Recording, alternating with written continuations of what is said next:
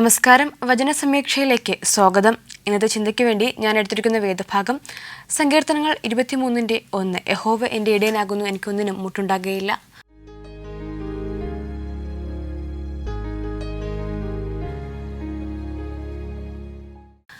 നമ്മുടെ ബൈബിളിലെ ഏറ്റവും വളരെയധികം സിമ്പിളായിട്ടൊരു വചനമാണ് ഞാൻ പറഞ്ഞത്. അതായത് നമ്മൾ ചെറിയ നാൾ മുതലേ എല്ലാവരും ആദ്യമായിട്ട് പഠിക്കുന്നൊരു വചനം. അതായത് നമ്മുടെ കർത്താവായ യേശുക്രിസ്തു നമ്മോടൊപ്പം ഉണ്ടെങ്കിൽ നമുക്കൊന്നിനും മുട്ടുണ്ടാകുകയില്ല, നമ്മുടെ എല്ലാ കാര്യങ്ങളും നടന്നു പോകുമെന്നാണ് ഈ ഒരു വചനത്തിൽ ചുരുക്കത്തിൽ പറഞ്ഞിരിക്കുന്നത്. ഏവർക്കും ഒരിക്കൽ കൂടി വചന സമീക്ഷയിലേക്ക് സ്വാഗതം. അപ്പോൾ കർത്താവായ യേശുക്രിസ്തു നമ്മോടൊപ്പം ഉണ്ടെങ്കിൽ നമ്മുടെ ജീവിതം എങ്ങനെയായിരിക്കും? നമുക്ക് നമ്മുടെ ജീവിതത്തിൽ പെട്ടെന്നൊരു പ്രശ്നം വന്നാൽ നമ്മൾ അതിനെ എങ്ങനെ മറികടക്കും എന്നുള്ള കാര്യങ്ങളാണ് നമ്മളിന്ന് ചിന്തിക്കുന്നത്. ബൈബിളിൽ തന്നെ ചില കാര്യങ്ങൾ ഓർമ്മിച്ചുകൊണ്ട്, ബൈബിളിലെ ഒരു വ്യക്തി ചെയ്ത ചില സംഭവങ്ങൾ പറഞ്ഞുകൊണ്ട് നമുക്കതിനെക്കുറിച്ച് സംസാരിക്കാം. അതിനു മുൻപ് ഒരു കോൾ വരുന്നുണ്ട്. ഇന്നത്തെ ഫസ്റ്റ് കോൾ ആരാണെന്ന് നോക്കാം. ഹലോ, വചന സമീക്ഷയിലേക്ക് സ്വാഗതം. ആരാണ്? എൻ്റെ പേര് മിനി അരുൺ. മിനി ആൻറ്റി എവിടെ നിന്നാണ് വിളിക്കുന്നത്? ഞാൻ വിളിക്കുന്നത് കുറ്റാട്ടകുളത്തിന്റെ അടുത്ത് പുതുവേലി എന്ന പുതുവേലി സ്ഥലത്തുനിന്ന്. ഓക്കെ, ഇത് ഏത് ജില്ലയാണ് ആൻറ്റി? ഇത് കോട്ടയം ജില്ല. കോട്ടയത്താണല്ലേ? Okay okay okay. അപ്പോൾ ആൻറ്റി വീട്ടിൽ ആരൊക്കെയാ ഉള്ളത്? ഹസ്ബൻഡ്, ഞങ്ങൾ രണ്ടുപേര്. കുഞ്ഞുങ്ങള് രണ്ടുപേരുണ്ടല്ലേ? എന്ത് ചെയ്യുന്നു? അവര് പഠിക്കുവാണല്ലേ? ഓക്കെ. അപ്പോൾ ഇനി നമുക്ക് ക്വസ്റ്റ്യനിലേക്ക് പോകാമല്ലോ. എന്തു പ്രത്യേകതരമായ ആൾക്കാരെയാണ് ദാവീദും സൈന്യാധിപന്മാരും വേർതിരിച്ചത്?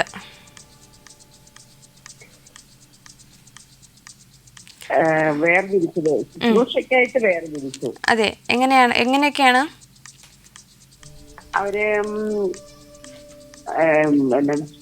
കിന്നരം, വീണ, കൈത്താളം എന്നിവ കൊണ്ട് പ്രവചിക്കുന്നവരായ അവരുടെ 3 പേരുണ്ട്. ആസാഫ്, ഹേമാൻ, യെദൂഥൂൻ. അവരുടെ പുത്രന്മാരെയാണ് ശുശ്രൂഷയ്ക്കായിട്ട് വേർതിരിച്ചത്. ഓക്കെ, എന്തായാലും ആന്റി പറഞ്ഞ ആൻസർ കറക്റ്റാണ്.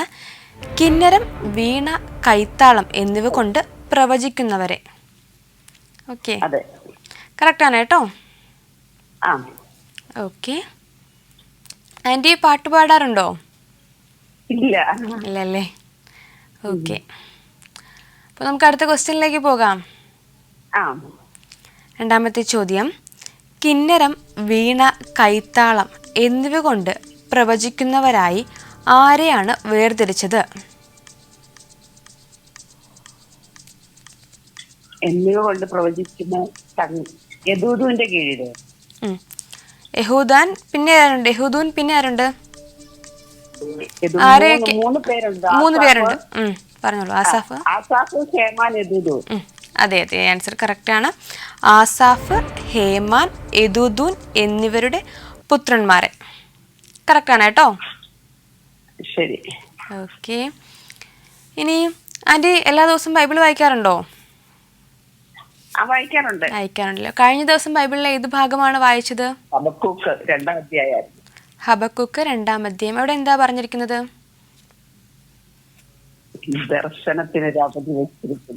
ഒരു മെസ്സേജ് ആയിട്ട് എന്താ പറയാനുള്ളത് അവിടെ നിന്ന്? ഒരു നമുക്ക് എല്ലാവർക്കും ഉപകരിക്കുന്ന രീതിയിൽ എന്തെങ്കിലും ഒരു മെസ്സേജ്. ഓക്കെ, ദർശനത്തെ കുറിച്ചാണല്ലേ പറഞ്ഞിരിക്കുന്നത്? ഓക്കെ. അടുത്ത ചോദ്യം, ആസാഫിന്റെയും ഹേമാന്റെയും യെദൂഥൂന്റെയും പുത്രന്മാരെ ഏത് ശുശ്രൂഷയ്ക്കായാണ് വേർതിരിച്ചത്? കിന്നരം, വീണ, കൈത്താളം എന്നുകൊണ്ടുള്ള ശുശ്രൂഷ. ഓക്കെ, കറക്റ്റാണ്. കിന്നരം, വീണ, കൈത്താളം എന്നിവ കൊണ്ട് പ്രവചിക്കുന്ന ശുശ്രൂഷ. കറക്റ്റാണ് കേട്ടോ. ഓക്കെ, ഇനി ആർക്ക് ബൈബിളിൽ ഇഷ്ടപ്പെട്ട ഏതെങ്കിലും ഒരു കഥാപാത്രത്തെ കുറിച്ച് പറയാമോ? രൂത്ത് ആണല്ലേ? രൂത്ത് എല്ലാവർക്കും ഇഷ്ടമുള്ളൊരു കഥാപാത്രമാണ്. ഞാൻ ആരോട് ചോദിച്ചാൽ എല്ലാവരും പറയുന്ന ഒരു കഥാപാത്രമാണ് രൂത്ത്. എസ്തേർ ആണല്ലേ? എസ്തേറിന്റെ എന്ത് ക്വാളിറ്റിയാണ് ഇഷ്ടം? പ്രാർത്ഥിക്കുന്ന ആളാണ്, പിന്നെ അനുസരണമുണ്ട്. ഓക്കെ, തന്റെ ജനതയ്ക്ക് വേണ്ടി ഒത്തിരി കാര്യങ്ങളൊക്കെ ചെയ്തിട്ടുണ്ടല്ലേ? അതെ. ഓക്കെ. അങ്ങനെ എസ്തറിനെ കുറിച്ച് ബൈബിളിൽ ഒരുപാട് പറയുന്നുണ്ട്. നമുക്കിനി അവസാന രാജാവിന്റെ മുമ്പിൽ പോയി നിൽക്കാനുള്ള ഒരു ധൈര്യം കാണിച്ചു. എന്താ ആൻറ്റി? രാജാവിന്റെ മുൻപിൽ പോയി ആ, അതെ നിൽക്കാനായിട്ടുള്ള അതെ ഒരു ധൈര്യം കാണിച്ചു. അതെ, ഒരു ധൈര്യശാലി അങ്ങനെയൊക്കെ പറയാം അല്ലേ? അതെ. ഓക്കെ. നമുക്കിനി എന്തായാലും അവസാന ക്വസ്റ്റ്യനിലേക്ക് പോകാം. പോകാം. അവസാന ചോദ്യം, എദൂദിന്റെ പ്രവചന ശൈലി എങ്ങനെയായിരുന്നു? യഹോവയെ വാഴ്ത്തി സ്തുതിക്കുന്ന ഒരു കിന്നരം കൊണ്ട്. അതെ അതെ, കറക്റ്റാണ്. യഹോവയെ വാഴ്ത്തി സ്തുതിച്ച് കിന്നരത്തിന്റെ അകമ്പടിയോടെ പ്രവചിച്ചു. ഓക്കെ, കറക്റ്റാണ് കേട്ടോ. ശരി. ഓക്കെ ആൻറ്റി, അപ്പോൾ 4 ക്വസ്റ്റ്യനും പറഞ്ഞ് കഴിഞ്ഞിട്ടുണ്ട്. 4 ക്വസ്റ്റ്യനും ആൻറ്റി കറക്റ്റായിട്ട് തന്നെ ആൻസർ ചെയ്തിട്ടുണ്ടേ. ശരി. Okay, thank you. വിളിച്ചതിൽ ഒരുപാട് സന്തോഷം. അപ്പോൾ ഇനിയും വിളിക്കണം കേട്ടോ. തീർച്ചയായും. Okay, thank you aunty. Okay okay, thank you. Thank you. ഇപ്പോൾ കോട്ടയത്ത് നിന്നും മിനി ആൻറ്റിയെ വിളിച്ചത്. ആൻറ്റി എല്ലാ ക്വസ്റ്റ്യനും അറ്റൻഡ് ചെയ്തു, അതുപോലെ മറ്റു ചില കാര്യങ്ങൾ സംസാരിച്ചു. നല്ലൊരു കോളായിരുന്നു. അപ്പോൾ നമുക്കിനി, നമ്മൾ ആദ്യം പറഞ്ഞത് യഹോവ നമ്മോടൊപ്പം ഉണ്ടെങ്കിൽ നമുക്ക് എല്ലാ കാര്യവും നല്ലതുപോലെ ചെയ്യുവാൻ സാധിക്കുമെന്നാണ്. അപ്പോൾ ഇതിൽ നമുക്ക് ഏറ്റവും വലിയൊരു ഉദാഹരണമായിട്ട് പറയുവാൻ സാധിക്കുന്നത് സങ്കീർത്തനങ്ങളുടെ പുസ്തകം തന്നെ എഴുതിയ ദാവീദിനെ കുറിച്ചാണ്.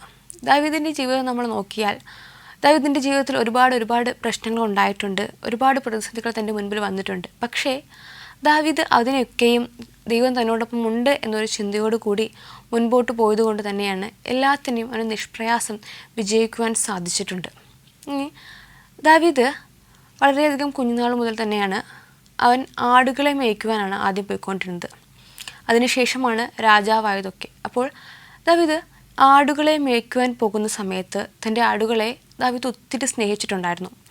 ആടുകൾക്ക് ഒരു ആടിന് എന്തെങ്കിലും പറ്റിയാൽ പോലും ദാവീദിനെ അത് വളരെയധികം എഫക്റ്റ് ചെയ്യുമായിരുന്നു. അതുകൊണ്ട് തന്നെ ഒരു ആടിനും ഒന്നും സംഭവിക്കാതെ ആടിനെ മേയ്ക്കാൻ കൊണ്ടുപോകുമ്പോൾ അത്രത്തോളം ഒരു കെയർ ദാവീദ് നൽകുമായിരുന്നു.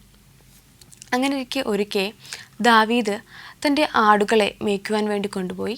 ആടുകളെ മേയ്ക്കുവാൻ വിട്ടതിന് ശേഷം നമുക്കറിയാം ദാവീദ് അവിടെ ഇരുന്ന് പാട്ടുപാടുമായിരുന്നു. അങ്ങനെയുള്ള ഒരുപാട് കാര്യങ്ങൾ ചെയ്യുന്നതിനെക്കുറിച്ച് ബൈബിളിൽ പറഞ്ഞിട്ടുണ്ട്. അപ്പോൾ ദാവീദ് ഒരിക്കൽ ആടിനെ മേയ്ക്കുവാൻ വിട്ടു.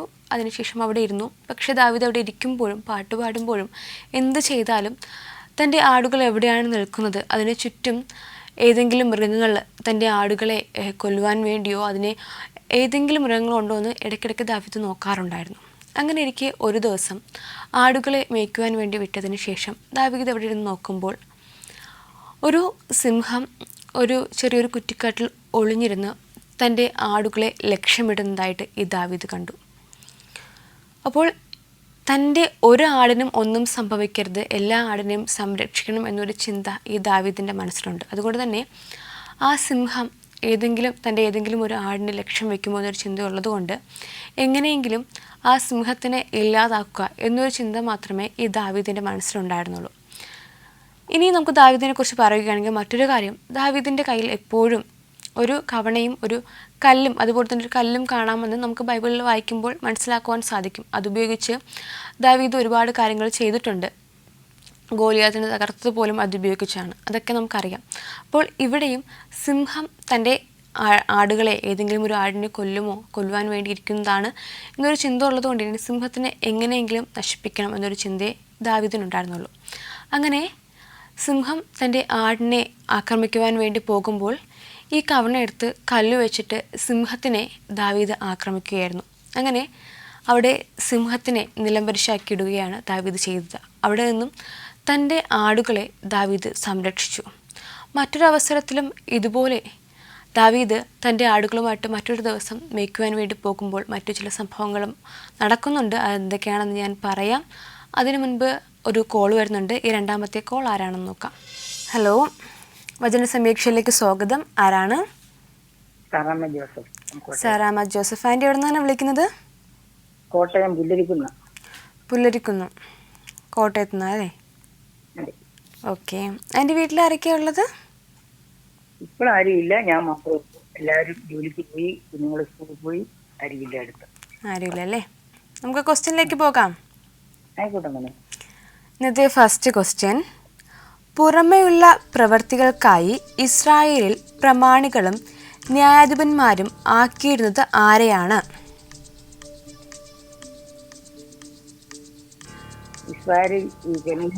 അവന്റെ പുത്രന്മാരും.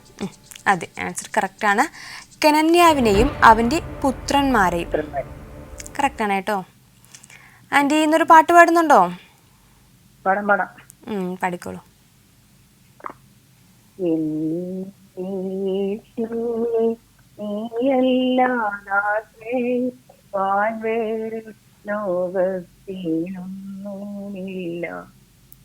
അപ്പനമ്മ മക്കൾ സോദരർ ബന്ധുക്കൾ എല്ലാം എന്റെ അപ്പനും ഞാൻ മറ്റാരും കാണുന്നില്ലേ. എന്റെ യേശുവേ നീയല്ല ആശ്രയിപ്പാൻ വേറെ ലോകത്തിലൊന്നും ഇല്ല. നന്നായിരുന്നു കേട്ടോ. നല്ല പാട്ടായിരുന്നു. നമുക്ക് അടുത്ത ക്വസ്റ്റ്യനിലേക്ക് പോകാം. ആയിക്കോട്ടെ മോനെ. രണ്ടാമത്തെ ചോദ്യം, ഹെബ്രോന്യരിൽ പ്രഗത്ഭരായ എത്ര മേൽവിചാരകന്മാർ ഉണ്ടായിരുന്നു? 1700 പേര്. 1700 പേർ. കറക്റ്റാണ് കേട്ടോ. 1700. ഓക്കെ. ഇനി ബൈബിളിൽ എനിക്ക് ഇഷ്ടപ്പെട്ട ഏതെങ്കിലും ഒരു പുരുഷ കഥാപാത്രത്തെക്കുറിച്ച് പറയാമോ? ബോവസിനെ കുറിച്ച് പറയാം. ബോവസിനെ കുറിച്ച് പറഞ്ഞോളൂ. നവോമിയുടെ മരുമക്കളായ അവർക്ക് രൂത്തുമായിട്ട് മോവാബിൽ നിന്ന് മടങ്ങി ബേത്ലഹേമിൽ എത്തിച്ചേരുന്നു. വളരെ ദുഃഖത്തിലും പ്രയാസത്തിലായിരുന്നു ഈ 3 പേരില്. ഇളയ മരുമകള് അവള് അമ്മായിമ്മയെ വിട്ട് പോയി. എന്നാല് രൂത്ത് നവോമിയുടെ കൂടെ തന്നെ പരിചയപ്പെടുന്നു. ബോവസിന്റെ വയലിലെ അവള് കാല കുറിക്കാനായിട്ട് തിരിഞ്ഞു. ബോവസിന് ബേത്ലഹേമില് വയലുണ്ടായിരുന്നു, കൊയ്ത്തുകാലമായിരുന്നു. ആ സമയത്ത് ബോവസിന്റെ വയലില് രൂത്ത് കാല കുറിക്കാനായിട്ട്. ബോവസ് വളരെ നല്ലൊരു മനുഷ്യനും ജന്മിയും കനാഡിനും ഒക്കെ ആയിരുന്നു. ബോവസ് പറയുന്നുണ്ട്, തന്റെ മറ്റുള്ള ജോലിക്കാരോട് പറഞ്ഞു അവളെ ഉപദ്രവിക്കരുത്, അവർക്ക് വിറക്കാനുള്ള എല്ലാ കാര്യങ്ങളും ചെയ്തു കൊടുക്കണം, കറ്റയിൽ നിന്ന് വലിച്ചു കൊടുക്കണം. അങ്ങനെ അവളെ സ്വാതന്ത്ര്യമായിട്ട് പെറുക്കിയെടുക്കാനായിട്ട് അനുവദിച്ചു. അവള് അങ്ങനെ പെറുക്കി.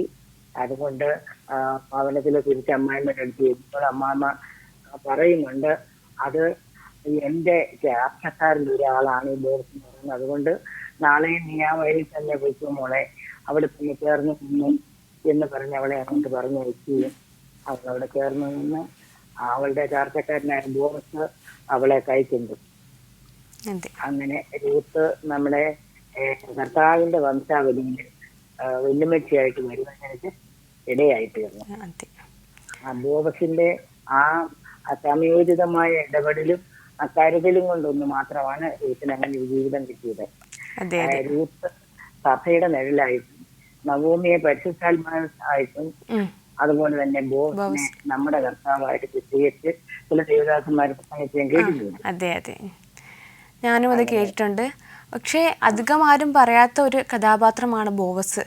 പക്ഷേ ആൻറ്റി ബോവസിനെ കുറിച്ചും ബോവസിനെ നമ്മുടെ ബൈബിളിൽ എങ്ങനെയാണ് ചിത്രീകരിച്ചിരിക്കുന്നതെന്നും അത് ഇന്നത്തെ കാലഘട്ടത്തിൽ അത് വ്യാഖ്യാനിക്കുമ്പോൾ ഏത് തലത്തിലേക്കാണ് പോയിരിക്കുന്നതെന്നൊക്കെ ആൻറ്റി വളരെയധികം വ്യക്തമായിട്ട് തന്നെ പറഞ്ഞിട്ടുണ്ട്. ഓക്കെ, നമുക്ക് എന്തായാലും അടുത്ത ക്വസ്റ്റ്യനിലേക്ക് പോകാം.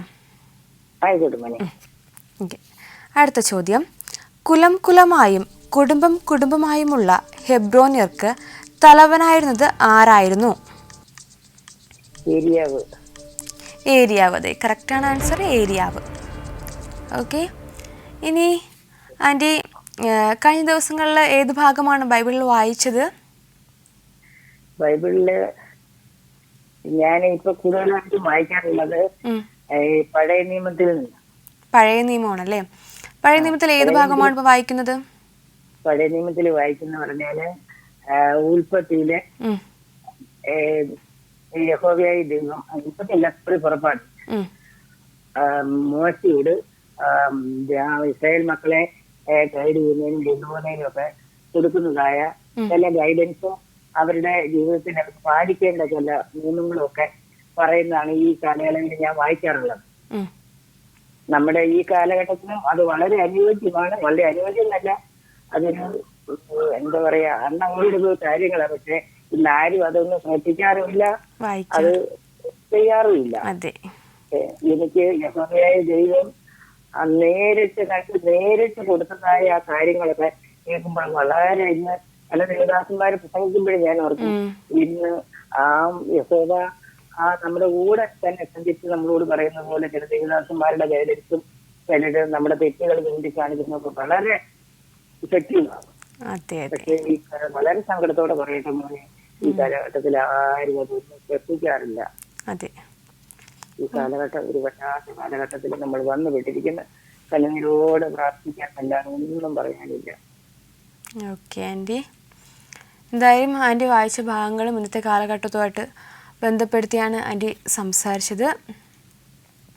നമുക്കിനി അവസാന ക്വസ്റ്റ്യനിലേക്ക് പോകാം. ചോദ്യം: എരിയാവിൻ്റെ സഹോദരന്മാരായി പ്രഗത്ഭരും പിതൃഭവന തലവന്മാരുമായി എത്ര പേരുണ്ടായിരുന്നു? 2700 പേരുണ്ടായിരുന്നു. അതെ, ആൻസർ കറക്റ്റാണ്, 2700 പേർ. ഓക്കെ ആൻറ്റി, അപ്പോൾ 4 ക്വസ്റ്റ്യനും കഴിഞ്ഞിട്ടുണ്ടേ. എന്തായാലും വിളിച്ചതിൽ ഒരുപാട് സന്തോഷം. ഇനിയും വിളിക്കണം. Okay, thank you. ഓക്കെ, ഇപ്പോൾ സാറാമ്മ ആൻറ്റിയാണ് വിളിച്ചത്. ആൻറ്റി എല്ലാ ക്വസ്റ്റ്യനും അറ്റൻഡ് ചെയ്തിട്ടുണ്ടായിരുന്നു. ബൈബിളിലെ ചില കാര്യങ്ങൾ സംസാരിച്ചു. അത് ഇന്നത്തെ കാലഘട്ടവുമായിട്ട് ബന്ധപ്പെടുത്തിയാണ് ആൻറ്റി കൂടുതലും സംസാരിച്ചത്. നല്ലൊരു കോളായിരുന്നു. അപ്പോൾ നമ്മൾ ദാവീദിനെ കുറിച്ചാണ് സംസാരിച്ചത്. ദാവീദ് ഒരിക്കൽ സിംഹത്തെ, തൻ്റെ ആടുകളെ ആക്രമിക്കുവാൻ വന്ന സിംഹത്തെ കൊലപ്പെടുത്തിയ കാര്യങ്ങൾ നമ്മൾ പറഞ്ഞു. അതുപോലെ തന്നെയാണ് മറ്റൊരിക്കൽ ദാവീദ് ഇതുപോലെ തന്നെ തൻ്റെ ആടുകളെ മേയ്ക്കുവാൻ വേണ്ടി പോയി. ഇങ്ങനെ ആടുകളെ മേയ്ക്കുവാൻ വേണ്ടി പോയ സമയത്ത് അപ്പോഴും ആ ഒരു സിംഹം തൻ്റെ ആടുകളെ ആക്രമിക്കാൻ വന്നതിന് ശേഷം ദാവീദ് പിന്നീട് എപ്പോഴും നോക്കിയിരിക്കും തൻ്റെ ആടുകളെ ആരെങ്കിലും ശല്യപ്പെടുത്തുവാനോ ആക്രമിക്കുവാനോ അതിനെ കൊലപ്പെടുത്തുവാനൊക്കെ കൊന്നുകളയാനൊക്കെ വരുന്നുണ്ടോ എന്ന് എപ്പോഴും ദാവീദ് നോക്കുന്നുണ്ടായിരുന്നു. അങ്ങനെ ഇരിക്കുമ്പോഴാണ് ഒരിക്കൽ ഒരു കരടി തൻ്റെ ആടുകളെ ആക്രമിക്കാൻ വേണ്ടി വരുന്നത് ഈ ദാവീദിൻ്റെ ശ്രദ്ധയിൽപ്പെടുന്നത്. ആ സമയത്തും ദാവീദ് പെട്ടെന്നൊരു കാര്യം ചെയ്യുന്നുണ്ട്. അതെന്താണെന്ന് ഞാൻ പറയാം. അതിനു മുൻപ് നമുക്ക് അവസാനമായിട്ടൊരു കോൾ വരുന്നുണ്ട്. ഈ 3ാമത്തെ കോൾ ആരാണെന്ന് നോക്കാം. ഹലോ, വചന സമീക്ഷയിലേക്ക് സ്വാഗതം. ആരാണ്? എവിടെ നിന്നാണ് വിളിക്കുന്നത്? ഞാൻ വിളിക്കുന്നത്. മാന്നാർ, ആലപ്പുഴയിൽ നിന്നല്ലേ? അതെ. ഓക്കെ. ചേട്ടാ, വീട്ടിൽ ആരൊക്കെയാ ഉള്ളത്? വീട്ടില് അപ്പനുണ്ട്, അമ്മയുണ്ട്, അപ്പന്റെ പെങ്ങളുണ്ട്. ഓക്കെ. അപ്പോൾ വേദഭാഗം വായിച്ചായിരുന്നോ? വായിച്ചല്ലേ. നമുക്കെങ്കിൽ ക്വസ്റ്റ്യനിലേക്ക് പോകാം. ഓക്കെ. ബെന്യാമീനർക്ക് പ്രഭു ആരായിരുന്നു?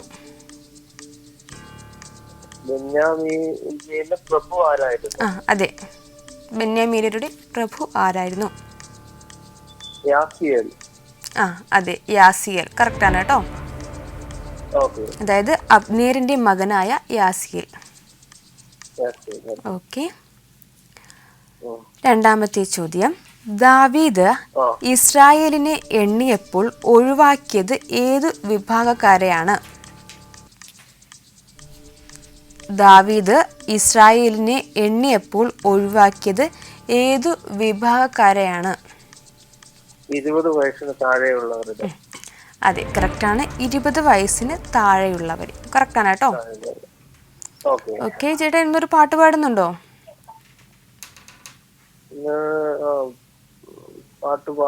ഒരു ചെറിയ പാട്ട് പാടാം. ഓക്കെ, പാടിക്കോളൂ. ഇത്രത്തോളം യഹോവ സഹായിച്ചു, ഇത്രത്തോളം ദൈവം നടത്തി, ഒന്നുമില്ലായ്മയിൽ നിന്നെ ഉയർത്തി, ഇത്രത്തോളം യഹോവ സഹായിച്ചു, ഒന്നുമില്ലായ്മയിൽ നിന്നെ ഉയർത്തി ഇത്രത്തോളം യഹോവ സഹായിച്ചു.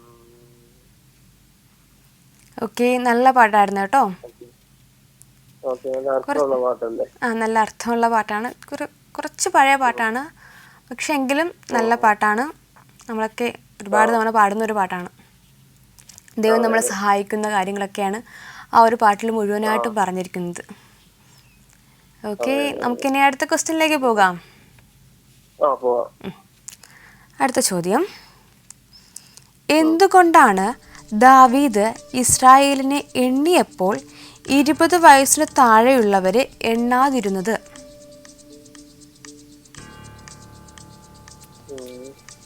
എന്തുകൊണ്ടാണ് ദാവീദ് ഇസ്രായേലിനെ എണ്ണിയപ്പോൾ 20 വയസ്സിന് താഴെയുള്ളവരെ എണ്ണാതിരുന്നത്? യഹോവ ഇസ്രായേലിനെ ആകാശത്തിലെ നക്ഷത്രങ്ങളെ പോലെ വർദ്ധിപ്പിക്കും എന്ന് അരുളി ചെയ്തിരുന്നതുകൊണ്ട് ദാവീദ് 20 വയസ്സിന് താഴെയുള്ളവരെ എണ്ണുന്നില്ല എന്നെടുത്തില്ല. അതെ, ആൻസർ കറക്റ്റാണ്. യഹോവ ഇസ്രായേലിനെ ആകാശത്തിലെ നക്ഷത്രങ്ങളെ പോലെ വർദ്ധിപ്പിക്കും എന്ന് അരുളി ചെയ്തതുകൊണ്ട്. കറക്റ്റാണ് കേട്ടോ. ഓക്കെ, ഇനി നമുക്ക് അവസാന ക്വസ്റ്റ്യനിലേക്ക് പോകാം. ചോദ്യം ഇതാണ്: ജനത്തെ എണ്ണുവാൻ ദാവീദ് ഏൽപ്പിച്ചത് ആരെയാണ്? ജനത്തെ എണ്ണുവാൻ ദാവീദ് ഏൽപ്പിച്ചത് ആരെയാണ്? മകനായ യോവാബ്. അതെ, ആൻസർ കറക്റ്റാണ്. സെരൂയയുടെ മകനായ യോവാബ്. കറക്റ്റാണ്. അപ്പോൾ 4 ക്വസ്റ്റ്യനും കഴിഞ്ഞിട്ടുണ്ടേ. ഓക്കെ, എന്തായാലും വിളിച്ചതിൽ ഒരുപാട് സന്തോഷം. ഇനിയും വിളിക്കണം കേട്ടോ. Okay, thank you.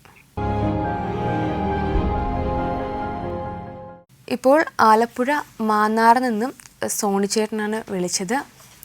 എല്ലാ ക്വസ്റ്റ്യനും കറക്റ്റായിട്ട് തന്നെ ആൻസർ ചെയ്യുന്നുണ്ടായിരുന്നു. അതുപോലെ തന്നെയാണ് മറ്റു ചില കാര്യങ്ങൾ സംസാരിച്ചു. നല്ലൊരു കോളായിരുന്നു. അപ്പോൾ നമ്മൾ ദാവീദിനെക്കുറിച്ചും ആ ആടുകളെ മേയ്ക്കുന്ന ഒരു സംഭവത്തെക്കുറിച്ചാണ് പറഞ്ഞു വന്നത്. വീണ്ടും ഒരിക്കൽ കരടി ഇതുപോലെ ആക്രമിക്കാൻ വേണ്ടി വന്നപ്പോൾ അപ്പോഴും ദാവീദ് ആ കല്ലെടുത്ത് ആ കരടിയെ എറിഞ്ഞ് കൊലപ്പെടുത്തുവാൻ വേണ്ടിയും തിരിച്ച് ആക്രമിക്കുവാൻ വേണ്ടി ശ്രമിച്ചു. അങ്ങനെ അപ്പോഴും ദാവീദ് തൻ്റെ ആടുകളെ സംരക്ഷിക്കുകയാണ് ചെയ്തത്.